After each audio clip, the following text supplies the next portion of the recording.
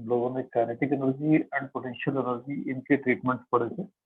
Kinetic energy में आपने पढ़ा कि वेलोसिटी को 0 से v तक लाने में क्या वर्क होगा, या किसी चीज की वेलोसिटी को v से 0 तक लाने में क्या वर्क होगा। ठीक है, वो जितना वर्क होता है उस वर्क को ही कहा जाता है काइनेटिक एनर्जी, एंड वो calculated to be half mv square. दो डिफरेंट केसेस पढ़े आपने, तो जबकि ऑब्जेक्ट पर कांस्टेंट फोर्स लगा के उसकी वेलोसिटी बढ़ाई है, और दूसरा जब हमने वेरिएबल फोर्स लगाते हुए उसकी वेलोसिटी को बढ़ाया, उन दोनों केसेस में वर्क डन किया है। फिर इसमें पढ़ा आपने वर्क एनर्जी थ्योरम कि किसी ऑब्जेक्ट की वेलोसिटी ऑलरेडी यू है, यू से बी तक करने में क्या वर्क करना पड़ेगा। ठीक है, तो जो वर्क डन होता है वो चेंज इन काइनेटिक एनर्जी के बराबर था, means final kinetic energy minus initial kinetic energy, ये डिफरेंस वर्क डन के बराबर था। एंड ये वैल्यू थी 1/2 mv square minus Q square. Final kinetic energy minus initial, ये वर्क डन के बराबर हो। फिर हमने पढ़ा था पोटेंशियल एनर्जी का डिस्कशन। ठीक है, पोटेंशियल एनर्जी में आपने समझा कि पोटेंशियल एनर्जी कई तरह की हो सकती है। ग्रेविटेशनल पोटेंशियल एनर्जी भी हो सकती है, इलेक्ट्रिकल हो सकती है, मैग्नेटिक हो सकती है, बट पर्टिकुलरली इस चैप्टर में हम कंसर्न है ग्रेविटेशनल पोटेंशियल एनर्जी से। तो ग्रेविटेशनल पोटेंशियल एनर्जी पढ़ा आपने कि किसी ऑब्जेक्ट को फ्लोर से हम एक सर्टेन हाइट तक ले जाते हैं, इस प्रोसेस में कितना वर्क करना पड़ता है, ये करना पड़ता है mgh। इसी को हम कहते हैं ग्रेविटेशनल पोटेंशियल एनर्जी, क्योंकि किस पर डिपेंड कर रही है, हाइट। फिर आपने एक फॉलिंग ऑब्जेक्ट का केस पढ़ा कि किसी ऑब्जेक्ट को एक हाइट से ले जाकर के गिरा दिया जाए। ठीक है ना, कन्वर्शन का केस था, स्कूल एग्जाम में आपसे पूछा जाता है, वो यही केस है कि कोई ऑब्जेक्ट है, इसको सर्टेन हाइट से ले जाकर गिरा दिए, और ए से चलता हुआ ये किसी पोजीशन बी पर पहुंचा है, फाइनली फ्लोर पे हिट करता है, दैट पोजीशन इज सी। हमने मान लिया था कि कोई ऑब्जेक्ट एच हाइट पर है, एक्स डिस्टेंस गिरता है। इस कंडीशन को हमने रिवाइज किया था कि जब ऑब्जेक्ट बी पोजीशन पर है तो काइनेटिक पोटेंशियल एनर्जी क्या होगी, और इसको हमने एक ग्राफ पर शो किया था। अगर आप वाई एक्सिस पर एनर्जी लिखते हो और इस डायरेक्शन में अगर हम हाइट शो करते हैं, हाइट, जब ऑब्जेक्ट हाइट पर है तो उसकी पोटेंशियल एनर्जी ज्यादा है, जैसे जैसे हाइट कम होती जा रही है पोटेंशियल एनर्जी कम होती जा रही है। तो जब पोटेंशियल एनर्जी कम हो रही है तो डेफिनेटली काइनेटिक एनर्जी बढ़ रही होगी। जब पोटेंशियल हाईएस्ट थी तो काइनेटिक रही होगी 0। तो काइनेटिक एनर्जी का ग्राफ इसका ठीक उल्टा है। ये ग्राफ हमने ड्रॉ किया था फॉर पोटेंशियल एनर्जी, और ये ग्राफ था फॉर काइनेटिक, और ये ग्राफ इस तरह से थे कि इनका सम कैसा आ रहा था, constant which was total energy. तो हमने वाई एक्सिस पर एनर्जी इसको प्लॉट किया था, एक्स एक्सिस पर हमने इस डायरेक्शन में हाइट बढ़ती हुई दिखाई थी, तो ग्राफ ऐसा। अगर आप ग्राफ ऐसा लेते हो कि हाइट इस तरफ बढ़ रही, तो ग्राफ विल बी एक्सचेंज, ये पोटेंशियल हो जाएगा, ये करें। क्लियर। फिर हमने 2-3 एग्जांपल्स आपको समझाए थे। एक एग्जांपल था, एक हमने एग्जांपल समझाया था कि कोई पेंडुलम है, और पेंडुलम को अपनी रेस्टिंग पोजीशन से थीटा एंगल पर डिफ्लेक्ट कर दिया, थीटा एंगल पर डिफ्लेक्ट कर दिया और रिलीज कर दिया। तो आपसे पूछा था कि जब ये पेंडुलम चलता हुआ वापस मेन पोजीशन पर आएगा तब इसकी काइनेटिक एनर्जी बताइए। तो हमने क्या मेथड यूज की थी कि दिस इज लेंथ, यहाँ से एक परपेंडिकुलर डालोगे आप, ये लंबाई कितनी आएगी, ये आएगी L cos theta. Actually object अपनी हाइट लूज कर रहा है, और इस हाइट को अगर हम कैलकुलेट करना चाहते हैं, ये टोटल लेंथ एल और ये लेंथ है एल कॉस थीटा, तो actually height loss is L minus L cos theta. तो हमने क्या किया था, loss of potential energy is equal to gain in kinetic energy. Object height चूज कर रहा है H, which is L into 1 minus cos theta, ये पोटेंशियल एनर्जी में लॉस था, इसको काइनेटिक एनर्जी गेन के बराबर कर दिया। इससे आपने पता कर लिया था कि जो ऑब्जेक्ट रेस्टिंग पोजीशन को क्रॉस करेगा तो उसकी वेलोसिटी क्या होगी। फिर इसी सवाल का हमने दूसरा वेरिएशन डिस्कस किया था। सवाल ये था, अगर हम ऑब्जेक्ट को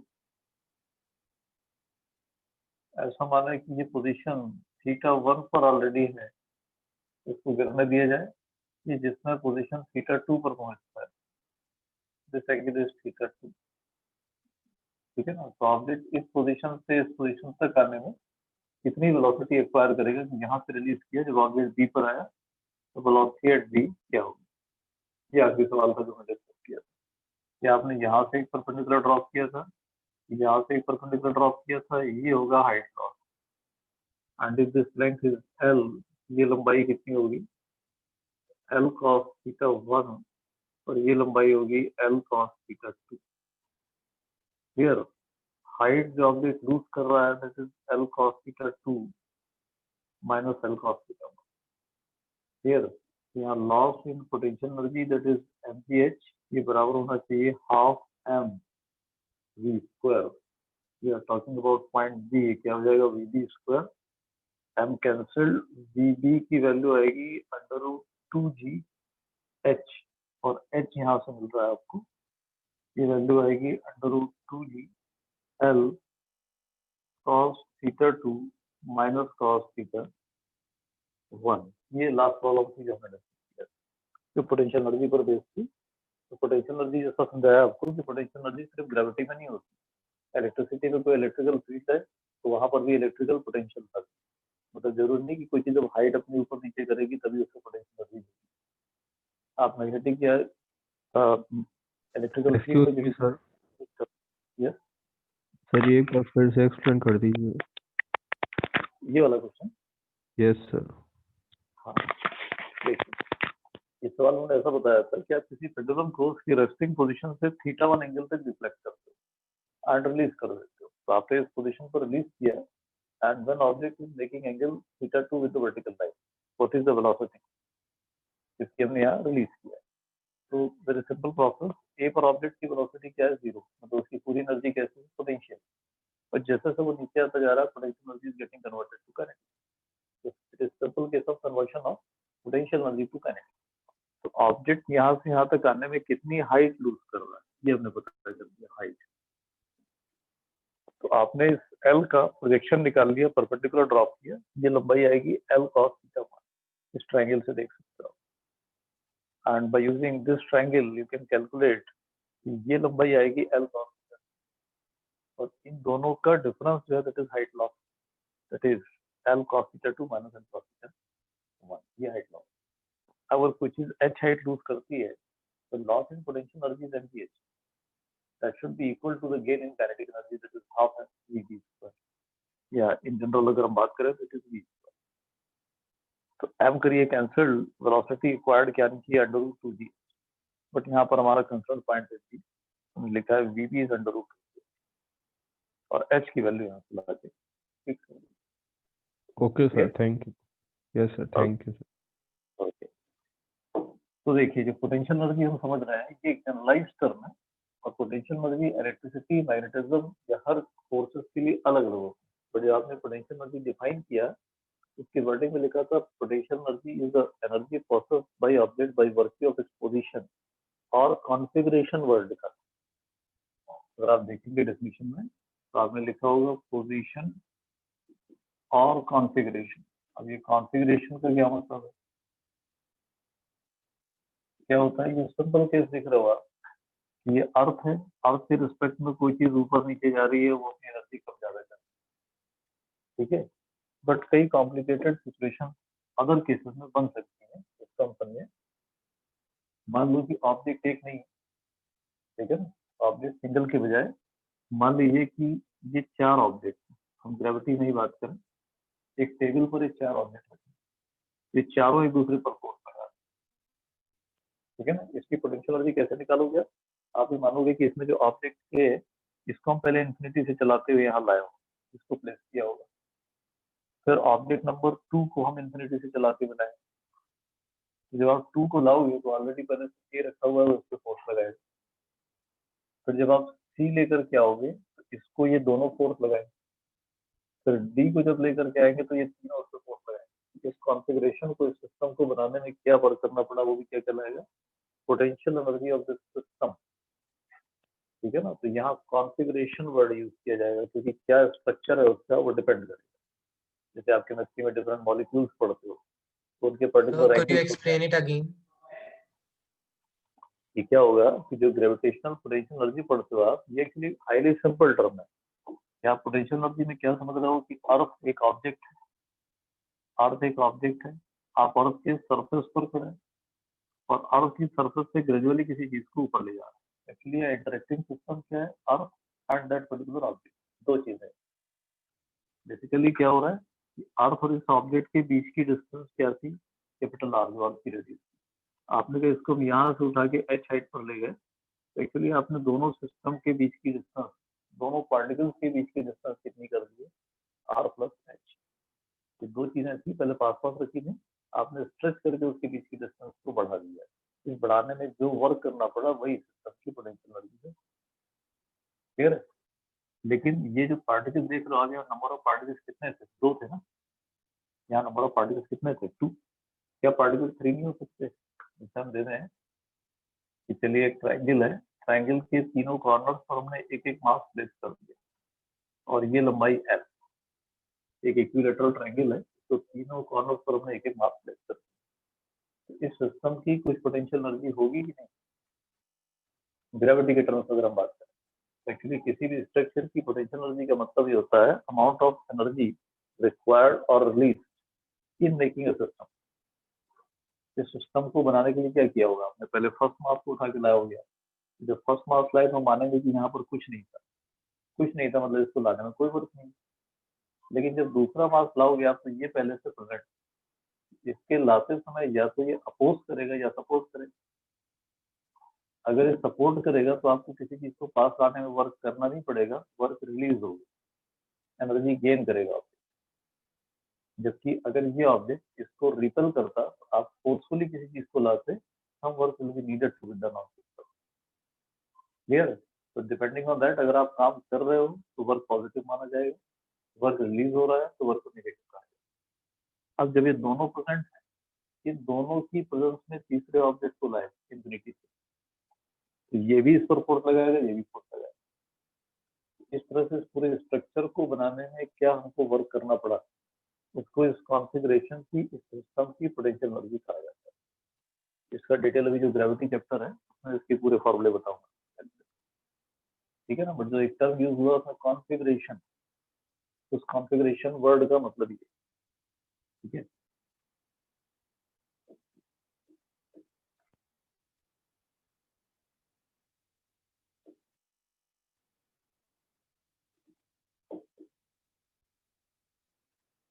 आगे चलते हैं, अगली चीज स्प्रिंग की बात करें। जो अगली इसमें एनालिसिस बनती है it is of spring. Spring में पहला टर्म जो आपको एनकाउंटर होता है दैट इज स्प्रिंग कांस्टेंट और force constant.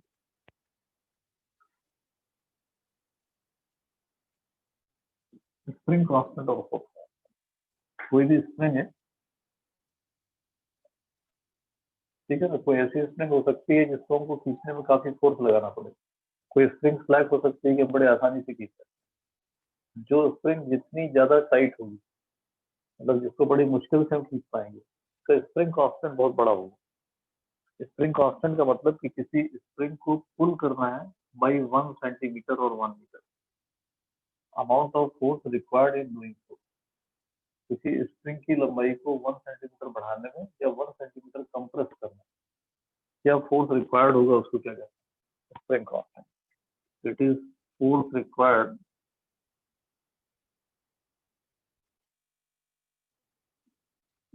to produce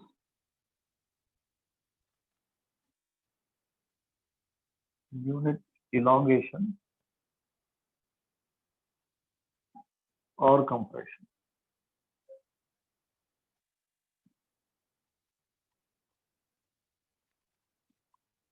spring की लंबाई को आप 1 सेंटीमीटर बढ़ाइए या रिड्यूस करिए, ऐसा करने के लिए जो फोर्स रिक्वायर्ड होता है उसको क्या कहते हैं, फोर्स कांस्टेंट। जैसे मान लो आप किसी स्प्रिंग पर फोर्स एफ लगाते हैं और एफ फोर्स लगाने से इलांगेशन या कंप्रेशन क्या प्रोड्यूस होता है, एक्स। तो एफ और एक्स आपस में प्रोपोर्शनेट होते हैं, कांस्टेंट ऑफ प्रोपोर्शनलिटी इज के। इस के को ही कहा जाता है फोर्स कांस्टेंट। स्प्रिंग के केस में जो फोर्स और इलांगेशन है, जब फोर्स एंड कंप्रेशन ये प्रोपोर्शनेट होता है, एंड कांस्टेंट ऑफ प्रोपोर्शनलिटी के होता है, ये कहलाता है स्प्रिंग कांस्टेंट। और इस k की वैल्यू क्या आएगी F Y X, F Y k is equal to F, ठीक है ना। Force required to produce unit elongation. अगर आप x की वैल्यू 1 रखते हो तो f एंड k कैसे होंगे बराबर। What force is required to produce unit elongation will be termed as spring constant. इसमें फोर्स कितना आएगा न्यूटन्स में, इलॉन्गेशन किसमें लिखे हम मीटर्स में, तो k की यूनिट समझ सकते हो आप, ये होगी न्यूटन पर मीटर। और अगर हम फिजिक्स सिस्टम में जाते हैं ये किसमें आएगी डाइंस पर centimetre, it will be in terms of dice पर सेंटीमीटर, क्लियर। और अगर आप k को डायमेंशनली देखोगे तो k का डायमेंशन होना चाहिए dimension of force divided by dimension of x, clear. Force आएगा mlt to the power -2 elongation will be in terms of l, result क्या होगा आपका mt टू द पावर -2, ये इलॉन्गेशन k हो गई, ये कहलाता है स्प्रिंग कांस्टेंट। अब हमको समझना है कि किसी स्प्रिंग को अगर स्ट्रेच किया जाए, तो क्योंकि स्प्रिंग को स्ट्रेच करने में फोर्स लगता है, अगर आप किसी स्प्रिंग को पकड़ के पुल करते जाओ, ठीक है ना, तो स्प्रिंग में एक तरह की एनर्जी स्टोरेज हो रही है, स्प्रिंग में एक तरह की एनर्जी स्टोर हो रही है। ये बिल्कुल वैसे ही जैसे किसी पेंडुलम को आप किसी हाइट पर ले जा रहे थे तो उसमें एक एनर्जी स्टोर आ रही थी, जब उसको रिलीज करते थे तो पोटेंशियल एनर्जी कन्वर्ट हो जाती थी किसमें काइनेटिक। सिमिलरली यहाँ किसी स्प्रिंग को अगर आप कंप्रेस या एलोंगेट करते हो तो स्प्रिंग में एनर्जी स्टोर होगी and will be converted to kinetic if spring is release. देखिए कैसे क्या एनालिसिस है इसका, समझते हैं। मान लो कि ये कोई एक वॉल है, ये एक स्मूथ सरफेस है और स्मूथ सरफेस पर कहीं कोई रखा हुआ है एक ब्लॉक, ये कोई ब्लॉक रखा हुआ है, आपने इसके एक सिरे को स्प्रिंग से जोड़ दिया, या आपने एक स्प्रिंग कनेक्ट कर रखी है इससे, क्लियर। तो आप सरफेस को कैसी मान रहे हैं स्मूथ, सरफेस पर कोई फ्रिक्शन प्रेजेंट नहीं है और स्प्रिंग कांस्टेंट क्या है ठीक। और ब्लॉक का हम कुछ मास मान लेते हैं कि जो ब्लॉक है इसका मास है m। अब जैसे स्प्रिंग को अगर हम पुल करते हैं साइड तो कुछ वर्क की जरूरत पड़ेगी, कुछ फोर्स लगाना पड़ेगा और जैसे से आप खींचोगे कुछ वर्क करना पड़ेगा। हमको ये पता करना है कि इसको इस पोजीशन से खींचते हुए अगर हम किसी पर्टिकुलर पोजीशन तक ले जाए, तो मान लो यहाँ से हमने इसको 3 सेंटीमीटर खींच के छोड़ दिया, स्प्रिंग क्या होगी यहाँ से छूट के वापस आएगी और क्योंकि इसमें काइनेटिक एनर्जी होगी तो यहाँ रुकेगी नहीं, ये अंदर चली जाएगी। वो कहाँ तक आएगी जितना आगे आपने पुल किया, तो मान लो ये गैप 3 सेंटीमीटर है, यहाँ भी 3 सेंटीमीटर अंदर तक आएगी और इस तरह से ऑसिलेट करेगी। और जब सरफेस स्मूथ है ये इंफिनिटी तक ये ऑसिलेट करती रहेगी। प्रैक्टिकली कोई सरफेस 100% स्मूथ होगी नहीं, तो ग्रेजुअली अपनी एनर्जी लूज करती जाएगी, फाइनली जब रेस्ट करेगी तो इस पोजीशन पे आके रेस्ट करेगी। एनालिसिस क्या है इसमें, हमको ये पता करना है कि यहाँ से यहाँ तक जाने में आप ये मान रहे हो कि आपने क्या किया है कि कोई एक वॉल है जिससे एक स्प्रिंग अटैच कर दी और कोई मास उसके साथ बांध दिया और एक सरफेस ओरिएंटल सरफेस पर एक सिस्टम प्लेस, क्लियर। अब आपने कोई फोर्स लगा करके इसको पुल करना है आपकी पोजीशन, यहाँ तक इसको पुल करना है, ठीक। बट ये मानते हुए चलना है कि सरफेस कैसी है हो, जैसे पेंडुलम में होता है कि किसी पेंडुलम को आप किसी एक साइड पुल करते हो, कि पेंडुलम है आपने किसी एक तरफ उसको पुल किया छोड़ दिया, तो क्या होता है पेंडुलम यहाँ से आता है बीच में आकर रुकता नहीं।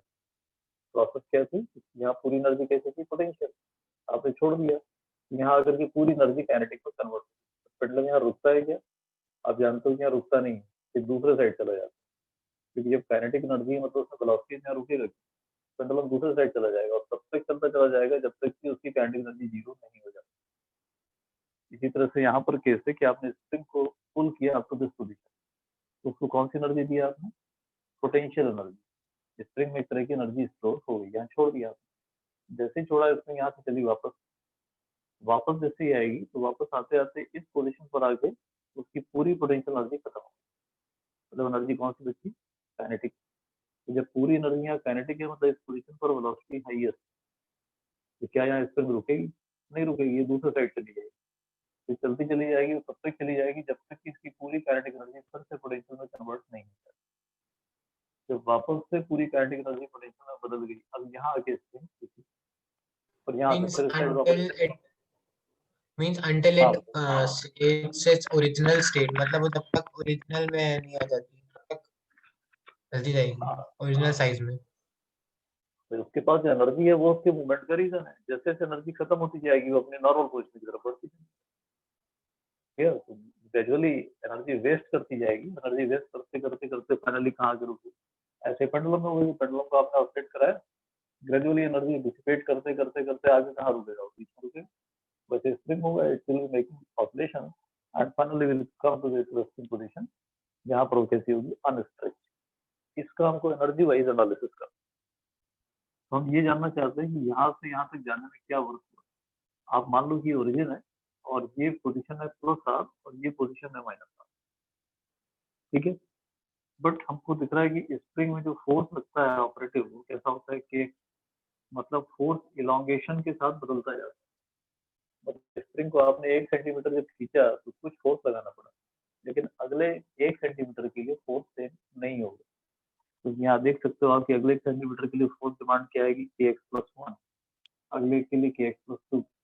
मतलब फोर्स का टाइप क्या है, वेरिएबल।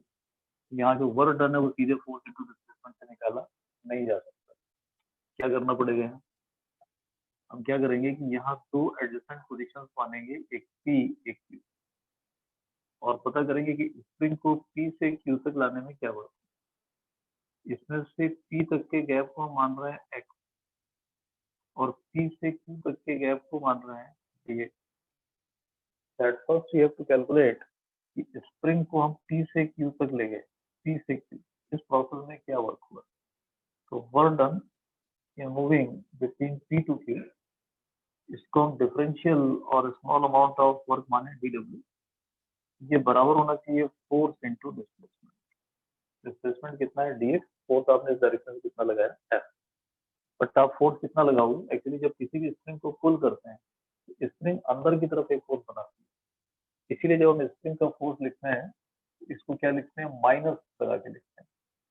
क्योंकि अगर आपने डिस्प्लेसमेंट राइट दिया है तो spring will have tendency to move towards left. तो f और x की डायरेक्शन कैसी होती है, अपोजिट, इसलिए माइनस का यूज किया जाता है। तो स्प्रिंग को अगर आप राइट साइड ले जाते हो, स्प्रिंग अपने अंदर से जो फोर्स जनरेट करती है वो कहाँ होता है, टुवर्ड्स लेफ्ट, अपोजिट डायरेक्शन में फोर्स होता है। बट हम उसको चला कर रहे हैं राइट, तो जो फोर्स हम एक्सर्ट करेंगे वो स्प्रिंग के लगाए हुए फोर्स के बराबर होगा and will be to the right. आप फोर्स स्प्रिंग के बराबर ही लगाओगे, कितना फोर्स लगाओगे, के। स्प्रिंग ने अंदर फोर्स लगाया के, हम उतना ही फोर्स काउंटर करेंगे तब स्प्रिंग आगे जा सकती है। तो हमने फोर्स क्या लगाया, के इंटू डी, ये बराबर कितने के हो गया, डी। अब आप इसको इंटीग्रेट करिए, इसको इंटीग्रेट करिए। कहाँ से कहाँ जाना चाहते हैं, आप जाना चाहते हो ओ से, इस पॉइंट से इस पॉइंट तक जाने में क्या वर्क हुआ, ओ टू पी। या आप जानना चाहते हो कि ओ टू पी में क्या हुआ।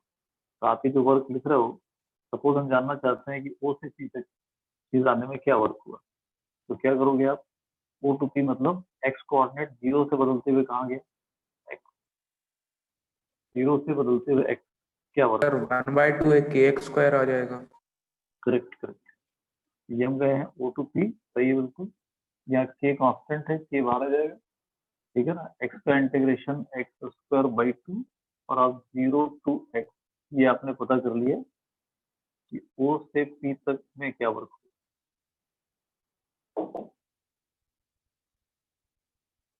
ओ से पी तक का वर्क मिल गया। Work done in moving between O to P, ये दिख रहा है आपको के x²/2, जब आप लोअर लिमिट 0 रखोगे तो 0 हो जाएगा, आंसर इज हाफ kx²। ठीक है, ये आप कह सकते हो कि पोटेंशियल एनर्जी होगी या स्टोर्ड एनर्जी होगी एट पोजीशन पी, ऐसा भी लिख सकते हैं। आप इसको ऐसा भी लिख सकते हैं कि पोटेंशियल एनर्जी जो स्टोर्ड है एट पोजीशन पी, उसके लिए फॉर्मूला आ चुका है हाफ kx²। अब इसी फॉर्मूले में हम ये पता कर सकते हैं कि x की जगह अगर प्लस आर रख दिया जाए, प्लस आर, तो x की जगह प्लस आर कहाँ पर है, ए पर। इसका मतलब पोटेंशियल एनर्जी एट ए कैसे आ सकती है, 1/2 के x की जगह डाल दिया जाए आर, और x की जगह माइनस आर, तो पोटेंशियल एनर्जी एट बी जो होती है हाफ के माइनस आर स्क्वायर लेकिन वो भी कैसा आ जाएगा, पॉजिटिव। ये पोटेंशियल एनर्जी एट डी का फॉर्मूला आ गया, ये ए का फॉर्मूला आ गया, और ये सी के लिए वैल्यू हो गई। अब समझो आप एनर्जी कन्वर्शन कि आपने इस पूरे सिस्टम को, आप क्या मान रहे हो, हम ये मान रहे हैं कि हमने इस पूरे सिस्टम को पुल कर लिया up to A, system is pull up to A and release. तो आप ये मान रहे हो कि spring pulled up to A and release. जब आप इसको ए पर लाके रिलीज कर रहे हो, उसका मतलब ए पर काइनेटिक एनर्जी कितनी है, 0। तो हम एक एक पॉइंट के एनालिसिस करें कि व्हाट हैपेंस एट ए। यहाँ पर पोटेंशियल एनर्जी दिख रही है हमको हाफ के आर स्क्वायर, ठीक है। काइनेटिक एनर्जी एट ए 0, ठीक है। टोटल एनर्जी एट ए, इन दोनों का sum that is half K R square plus 0, value is 1/2 K are. ये टोटल एनर्जी, ये पोटेंशियल और ये काइनेटिक। अब हम सेम एनालिसिस समझते हैं फॉर पोजीशन पी। पी पर क्या हो रहा है, पी पर क्या हो रहा है कि पोटेंशियल एनर्जी एट पी हमने निकाली half K X square, but क्योंकि आप मान रहे हो कि सरफेस स्मूथ है, no part of energy is lost. जब यहाँ से चले और यहाँ पर पहुंचे तो इस प्रोसेस में यहाँ पोटेंशियल एनर्जी नहीं बची, बट क्योंकि सिस्टम एनर्जी वेस्टेज नहीं कर रहा है तो बाकी बची हुई एनर्जी कैसी होगी, काइनेटिक। तो ये अगर पोटेंशियल एनर्जी है पी पर, तो पी पर कैसे एनालिसिस कर सकते हैं, potential energy at P plus kinetic energy eight P, ये होनी चाहिए total energy eight P. But P पर एनर्जी वही होगी जो आपने ए पर दिया था, दैट मीन ये हाफ के आर स्क्वायर के बराबर हो। पोटेंशियल एनर्जी है हाफ के एक्स स्क्वायर, तो आप काइनेटिक एनर्जी एट पी निकाल, half K R square minus half K X square, half K R square minus x square, ये kinetic energy eight P निकाल दिया। अब इस ब्लॉक का मास अगर आपको पता है, यहाँ फीड कर दीजिए half M C square, you can calculate इस पॉइंट पर वेलोसिटी क्या होगी, निकाली जा सकती है।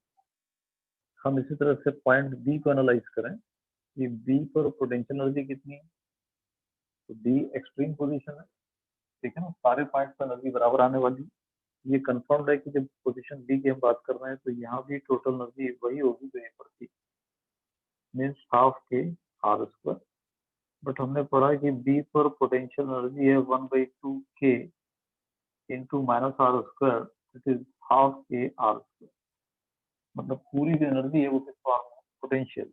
इसका मतलब डेफिनेटली यहाँ काइनेटिक एनर्जी कितनी, 0। तो जब ऑब्जेक्ट एंड पोजीशन पर पहुंचता है तो दोनों एंड पर उसकी वेलोसिटी क्या होती है, 0। तो जब सेंट्रल पोजीशन पर आता है तो वेलोसिटी कैसी होती है, हाईएस्ट। तो आप ये देख सकते हो कि इस पॉइंट पर वेलोसिटी देखें तो 0 आएगी, यहाँ वेलोसिटी देखें तो 0 आएगी, और यहाँ वेलोसिटी देखें तो कैसी आएगी, मैक्सिमम। एंड के दोनों पॉइंट्स पर पोटेंशियल एनर्जी कैसी है, मैक्सिमम, ठीक है ना। But potential energy middle position पर कैसी है, मिनिमम। 0 होगी ये सब जगह नहीं कहा जा सकता, इस केस में आपको 0 दिखेगी। कुछ ऐसे भी केसेस होंगे जब ऑपरेटिंग बॉडी जब अपनी मिडिल पोजीशन पर आएगी तो पोटेंशियल एनर्जी 0 ना होकर मिनिमम पर हो, ठीक है ना। इसलिए हमने यहाँ इसको मिनिमम लिखा, और यहाँ जो वेलोसिटी है इसका मतलब काइनेटिक एनर्जी भी हाईएस्ट थी। अब आपने क्या करना है कि जो पोजीशन पी देखा इसको प्लॉट करना है। इस पोजीशन को एनर्जी का वेरिएशन है इसको हम ग्राफिकली दिखाते हैं।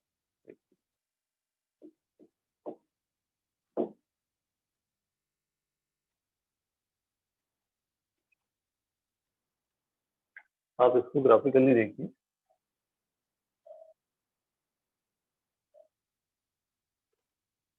ये सपोज पोजीशन ए हो गई, ये बी हो गई, ये ओरिजिन, और वाई एक्सिस पर क्या दिखाने जा रहा होगा, एनर्जी, या एनर्जी दिखाने जा रहा है। ठीक, ये एनालिसिस कहाँ से होगा, जो आपने पोजीशन पी देखा है इस पर आप पोटेंशियल एनर्जी के वेरिएशन को देखिए, ठीक है ना, काइनेटिक एनर्जी के वेरिएशन को देखिए, और टोटल एनर्जी पता है आपको कि थ्रू आउट कैसे रहने जा रही है, तो हम पहले बात करते हैं पोटेंशियल काइनेटिक एनर्जी। तो kinetic energy at C value क्या थी आपकी, हाफ के एक्स स्क्वायर। आप यू और एक्स के बीच में ग्राफ देखिए, इस डायरेक्शन में क्या लिख रखा है आपने, एक्स कोऑर्डिनेट लिख रहा है आप यहाँ पर, ठीक है ना। ग्राफ का नेचर क्या होगा, पैराबोलिक, क्योंकि के पर पावर 1 पीक की है और एक्स पर पावर 2 की। क्लियर। एक्स जब बढ़ेगा तो काइनेटिक एनर्जी लिख रहे हो आपको कैसी, काइनेटिक एनर्जी की value sorry potential energy, not kinetic, गलत लिखा, पोटेंशियल एनर्जी यहाँ पे सर, क्योंकि जैसे जैसे पोजीशन बढ़ती आ रही है पूरी एनर्जी किसमें कन्वर्ट होती जा रही है, पोटेंशियल। तो आप जो एक्सट्रीम पोजीशन को देख रहे हो, इन दोनों के बीच में जो पावर्स हैं वो क्या दिख रही है, 1 और 2 की। ग्राफ का नेचर क्या है, पैराबोलिक। एक्स को 0 करो आप, ग्राफ यहाँ से पास होगा, पैराबोला इस तरह से बनेगा, अपवर्ड डायरेक्टेड पैराबोला बनेगा। क्लियर। तो ग्राफ कुछ ऐसा आएगा, देखिए। So why it is dotted line? No, it will be continuous line, not dotted. तो मैं जस्ट इसको ड्रॉ कर रहा हूँ इस तरह से, ये वेरिएशन होगा, मतलब अपवर्ड डायरेक्टेड पैराबोला होगा ये ग्राफ। ये भी आपने पोटेंशियल एनर्जी प्लॉट किया और ये पोजीशन क्या है, x is equal to plus R. तो ये प्लस आर है, ये x is equal to minus R है, ठीक है। Middle position x equal to, ये पोटेंशियल एनर्जी। काइनेटिक एनर्जी को आप देखोगे तो यहाँ पर भी x का पोजीशन कैसा है, पावर क्या आ रही है, 2 की आ रही है, बट कैसा आ रहा है, नेगेटिव। ये डाउनवर्ड डायरेक्टेड पैराबोला होगा, बट इनके पीक्स जो होंगे वो सेम पोजीशन पर होंगे।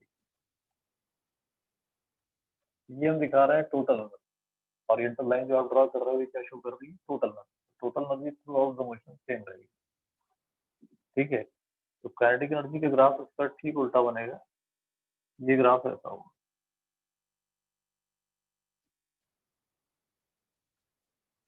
क्लियर। तो ये ग्राफ है फॉर काइनेटिक एनर्जी, ये ग्राफ है फॉर पोटेंशियल एनर्जी, और जो ऊपर आप हॉरिजॉन्टल लाइन दिखा रहे हो ये लाइन शो कर रही है दोनों का सम, जो कि सारे पॉइंट्स पर कांस्टेंट है, और ये कैसा है, ये क्या चीज है, टोटल एनर्जी। अब ये दोनों ग्राफ यहाँ कट कर रहे हैं, इस पॉइंट का एक्स कोऑर्डिनेट क्या होगा और इसका एक्स कोऑर्डिनेट क्या होगा,